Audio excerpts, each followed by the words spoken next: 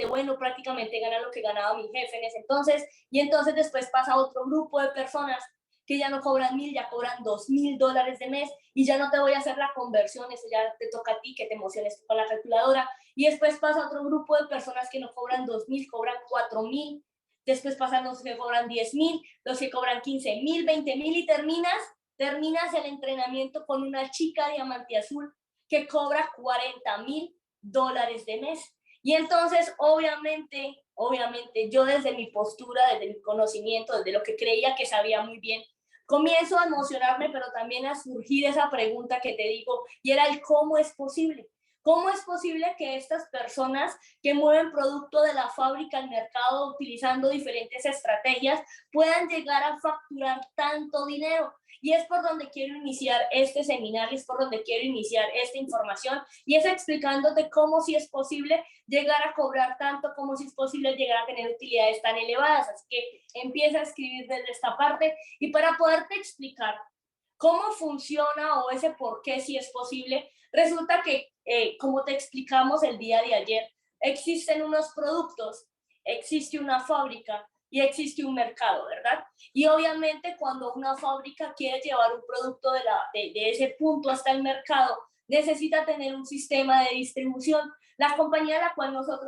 nosotros nos aliamos, con la cual nosotros trabajamos, maneja un sistema de distribución novedoso, diferente, pero para poderte explicar a detalle cómo funciona, lo primero que tengo que hacer, o lo primero que siento que debo enseñarte, es cómo funciona un sistema de distribución tradicional. Y es que un sistema de distribución tradicional lo puedes ver representado en empresas que hoy en día tienen 20, 30, 40 años en el mercado, y es con algo llamado cadena de valor. Y en esta cadena de valor, lo que vas a conocer o lo que puedes identificar allí son los llamados intermediarios. Y entonces claramente esa palabra sí te suena, si la has escuchado antes, y esos intermediarios son como eslabones o son puntos donde el producto sí o sí debe de pasar, pero cada vez que tienen más y más intermediarios en esta cadena de valor, lo que genera o lo que ocasiona es que cada vez el porcentaje de ganancia y utilidad sea cada vez más pequeño. Y entonces puedes ver cómo existe el transportista, el mayorista, el minorista, hasta llegar a un consumidor final. Yo sé que esta información no es diferente o extraña para ti, pero sí te va a abrir un poco la idea, o sí te va a dar claridad en algunas partes de la información que ya conoces, y vas a poder identificar cómo sí es posible. Resulta que en una cadena de valor tradicional pueden existir un número muy alto de intermediarios, y eso puede generar que al final el último punto de esa cadena de valor, como vienen siendo los minoristas, si de pronto tú tienes un negocio, si de pronto tú tienes una tienda, si de pronto tú tienes un punto donde vendes producto, resulta que te vas a dar cuenta cómo tu porcentaje de ganancia y utilidad prácticamente son monedas. Y yo lo viví o me di cuenta de ello cuando en mi época de universidad tuve la oportunidad, bueno, no lo llamemos oportunidad, prácticamente tenía que sí o sí trabajar, entonces no era como que tuviera la oportunidad, sino que como que estaba obligada, y entonces tenía que trabajar para obviamente tener dinero para la empanada y la gaseosa. En la universidad es importante comer empanada y gaseosa, entonces necesitaba dinero para tener para eso, para las fotocopias, para los libros, para el transporte, y entonces yo trabajé donde una chica, yo inicié mi universidad a los 16 años, y entonces donde una niña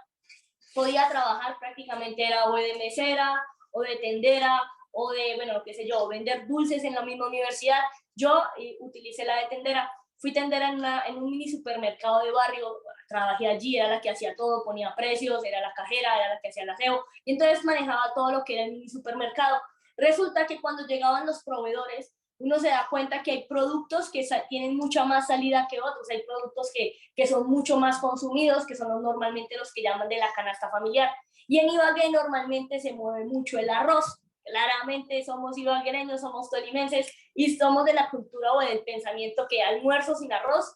pues no es almuerzo, ¿verdad? Y entonces todos los días llegaban un montón de personas a llevarse la libra o el kilo de arroz, y resulta que yo me daba cuenta que el producto más movido en ese entonces, de ese lugar, de esa tienda, la verdad generaba tan solo monedas. ¿Por qué? Porque nuestro proveedor nos daba un precio de compra del producto, que en este caso son el arroz, que nos salía como a 900 pesos. Y en ese entonces una libra de arroz obviamente ya está mucho más caro. pero una libra de arroz, el precio sugerido al mercado, ellos nos decían cuánto deberíamos cobrar por cada libra de arroz. En ese momento era como aproximadamente de 1.400 pesos. Entonces yo me daba cuenta que el producto más movido de en ese entonces tan solo generaba 500 pesos de ganancia y de utilidad para el dueño de la tienda. Y obviamente el dueño de la tienda en un negocio tradicional, aparte de que tiene utilidades, también tiene costos fijos. Y entonces esta persona tenía que pagar arriendo, servicios, me tenía que pagar a mí, obviamente, y tenía que tener mucho más dinero para volver a surtir su negocio. Y entonces me daba cuenta cómo su producto estrella tan solo generaba 500 pesos de ganancia y me preguntaba cuántas libras de arroz este señor debe de vender al mes para poder tener el dinero suficiente y volver a reinvertir en su negocio para poder tener los costos fijos, poderme pagar a mí, que era muy importante que me pagara. Y entonces yo decía claramente un negocio tradicional es muy difícil que pueda surgir de la manera adecuada, que pueda llegar al punto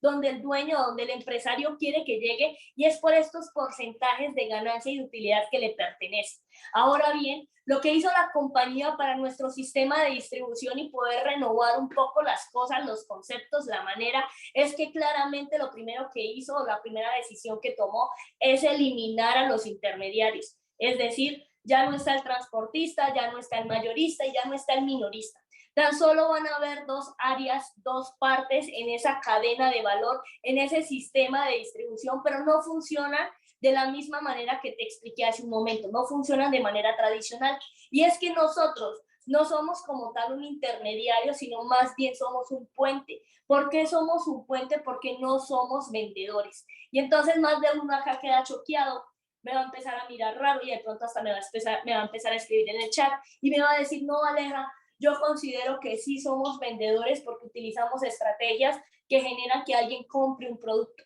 Pero claramente yo te voy a explicar el concepto, no desde la acción de vender, sino desde el concepto de la acción donde tú no vas a comprar productos. Bien, y entonces tú vas a decir, ¿cómo así? Entonces, ¿cómo funciona? Resulta que un negocio tradicional, si tú vas al ejemplo de Macro, que es un punto muy, muy grande de producto macro para poder vender cualquiera de esos productos, antes de hacerlo, primero tuvo que comprarlos. Comprarlos, obviamente, al por mayor para después venderlos a un porcentaje de ganancia. Nosotros no somos vendedores, es decir, nosotros no tenemos que comprar producto para tener una casa llena de cajas para después vender productos. Lo que nosotros hacemos es ser un puente entre la fábrica y el consumidor. Y entonces lo que nosotros vamos a desarrollar son estrategias de contenido y de marketing que escuchaste el día de ayer, donde lo que nos va a permitir es llevar a esos consumidores, a esa persona cautivada por la información que le hemos brindado, a ese mercado objetivo que ya está cautivo, hacia la fábrica y adquirir el producto de manera directa al punto inicial. Y entonces nosotros, ¿qué vamos a hacer? Vamos a hacer el puente entre estas dos áreas, ¿bien? ¿Por qué no somos vendedores? Porque no compramos producto para vender producto, sino nos encargamos de desarrollar la estrategia de marketing de contenido necesaria para poder generar niveles de distribución muy altos. Y entonces tú aquí ya vas a entender y vas a decir, ya entiendo por qué no soy vendedor, pero también entiendo por qué pueden llegar a facturar tanto. Y es porque el porcentaje de ganancia y de utilidad, ese porcentaje, que aquí puedes ver en un ejemplo un poco más detallado, ese porcentaje tan solo va a ser repartido en dos. El 50% para la fábrica. ¿Por qué? Porque para la fábrica, porque son los encargados de hacer casi que todo en cuanto a la elaboración del producto, en cuanto a la mano de obra, en cuanto a la parte de las alianzas logísticas en cada país, en cuanto a la parte de las certificaciones y permisos para poder movilizar un producto con diferente nacionalidad, porque como escuchaste el día de ayer, estos productos son americanos. La fábrica se encuentra ubicada en Dallas, Texas, y para tú poder llevar este producto a México, a Colombia, a Perú, a Chile o a los diferentes países en los cuales nos encontramos ubicados, necesitas sí o sí tener unas certificaciones y unos cumplimientos legales para obviamente entrar y nacionalizar el producto y que sea movido de la manera correcta, de la manera legal. Y entonces aquí vas a poder entender y vas a decir, ah, ya comprendo por qué la fábrica se lleva el 50% de utilidad y de ganancia y por qué nosotros nos llevamos el otro 50%. El otro 50% destinado para nuestro payout es porque nosotros vamos a encargar de llegar al cliente, de cautivar el mercado objetivo, de enamorarlo, de obviamente todos los beneficios que ya escuchaste que hace el producto y llevarlo simplemente hacia nuestras tiendas virtuales donde van a adquirir el producto. Ahora bien, en este ejemplo gráfico vas a poder darte cuenta de manera detallada la diferencia entre un sistema de distribución tradicional y lo que nosotros innovamos y mejoramos en el mercado. Y es que en la parte izquierda de tu pantalla vas a ver cómo los $30 de utilidad y de ganancia deben ser repartidos entre muchas manos, entre el fabricante, el transportista, el mayorista y el minorista. Probablemente ahora entiendas por qué, si es que tienes de pronto un negocio, ya sea de venta de, qué sé yo, de accesorios para celulares, una tienda, un restaurante, de hecho, si tienes algún negocio, porque tal vez no generan los porcentajes o las utilidades que te gustaría. Y es porque hay demasiados intermediarios hasta llegar a ti y por eso tus porcentajes de ganancias son tan bajitos. Y a tu mano derecha de la pantalla vas a ver como el mismo ejemplo de los $30 tan solo es repartido en dos partes o en dos áreas y por eso tú comprendes y ahora entiendes el por qué sí se puede llegar a facturar y a cobrar tanto dinero. Ahora bien, ya entendiendo este concepto, ya entendiendo un poco mejor el por qué sí se puede, quiero también explicarte dos conceptos que escuchaste el día de ayer que son realmente importantes para ti, para mí y para todos aquellos que trabajamos para la compañía y es cómo generamos dinero, ¿sí? ¿Cómo son nuestras fuentes de ingresos? Yo sé que el día de ayer te las explicaron de manera detallada, te dijeron que eran 8 maneras y te explicaron cada una de ellas. Lo que yo busco en estos momentos es no repetir lo que te dijeron el día de ayer, pero sí repetirte de pronto son los conceptos o las líneas que se manejan para que cuando tú puedas calificar y puedas iniciar, sepas en qué te quieres enfocar, sepas cómo quieres trabajar, sepas cuál de ellas es la que más te beneficia, ya sea por el tiempo que tienes disponible o por las habilidades que ya tengas. Entonces quiero empezar es por aclararte cómo funciona cada una de ellas, ¿bien? Y para eso te voy a compartir una historia que yo creo que la gran mayoría de personas conocemos o hemos escuchado, y es la historia de esa M amarilla. Todos aquellos amantes de la buena comida, de la comida que engorda. Entonces vamos a saber que esa M amarilla es la M de McDonald's, ¿verdad? Y entonces todos aquellos amantes de la comida que no es tan fitness, que engorda un poquito, pero es la más rica de todas, que son las hamburguesas, sabemos que McDonald's es la fábrica o es la franquicia más bien, es la franquicia más fuerte a nivel mundial, que obviamente tú podrías decirme, Aleja, pero las hamburguesas de McDonald's no son mis favoritas, pero yo no te estoy hablando de la calidad de la hamburguesa, sino te estoy hablando como negocio con sistema, como negocio y franquicia que es una de las más fuertes, por no decir la más fuerte, pero una franquicia de McDonald's podría fácil valer más de $1.000 millones de pesos. Y entonces esta franquicia claramente a hoy es una eminencia entre las empresas, es un icono mundial claramente entre las compañías, pero no quiero hablarte del McDonald's de hoy en día, sino quiero llevarte al pasado, quiero compartirte un poquito acerca de su inicio, porque toda empresa grande también tuvo un día número 1 y resulta que McDonald's